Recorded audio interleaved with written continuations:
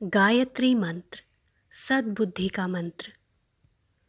ओम भूर्भुवः स्वः तत्सवितुर्वरेण्यं भर्गो देवस्य धीमहि ധിയോ യോ നഃ പ്രചോദയാത്.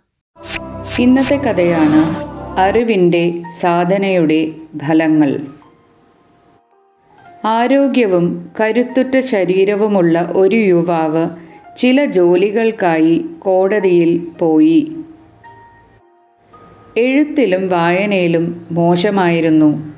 അതിനാൽ അയാൾക്ക് ഗുമസ്തൻ്റെ അടുത്തേക്ക് പോകേണ്ടി വന്നു.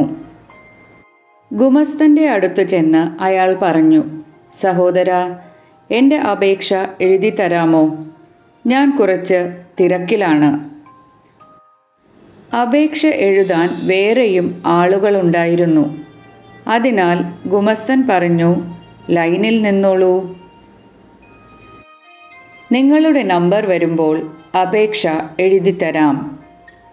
ഏതാണ്ട് ഉച്ചയോടെ 2 മണിക്ക് അയാളുടെ നമ്പർ വന്നു.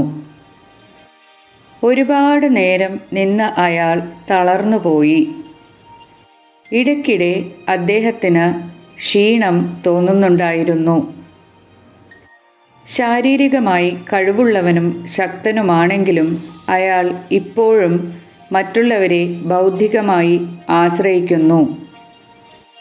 അന്നു മുതൽ ആരോഗ്യത്തോടൊപ്പം വിജ്ഞാന പരിശീലനത്തിലും ശ്രദ്ധ ചെലുത്താൻ തുടങ്ങി.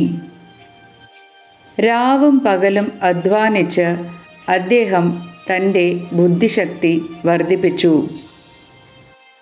അതിൻ്റെ ഫലമായിരുന്നു ഒരു ദിവസം അദ്ദേഹം ബീഹാർ പ്രവിശ്യയുടെ സ്വയംഭരണ മന്ത്രിയായി. ഇന്നും ആളുകൾ അദ്ദേഹത്തെ അറിയുന്നത് ഗണേഷ് ദത്ത് സിംഗ് എന്ന പേരിലാണ്.